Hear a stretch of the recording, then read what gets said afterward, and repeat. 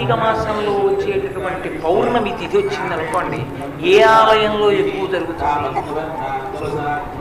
రెండు ఆలయాల్లోనూ సమానంగా జరుగుతుంది. శివాలయాల్లో ఎన్ని దీపాలు పెడతారో విష్ణువాలయాల్లో అన్ని దీపాలు పెడతారు. కార్తీక మాసం వచ్చింది అంటే సాయంకాలం ఆకాశ దీపం వెలిగించి ధ్వజస్తంభానికి పైకెత్తుతారు. ఆ పైకెత్తేటటువంటి ఆకాశ దీపం ఏదుందో అది కేవలం శివాలయంలోనో కేవలం విష్ణువాలయంలోనో కాదు, శివాలయంలోనూ విష్ణువాలయంలోనూ కూడా ఆకాశ దీపం పైకెత్తుతారు. కాబట్టి హరిహర భేదం లేనటువంటి స్థితిలో ఉపాసన నడిచేటటువంటి కాలం ఈ మాసం.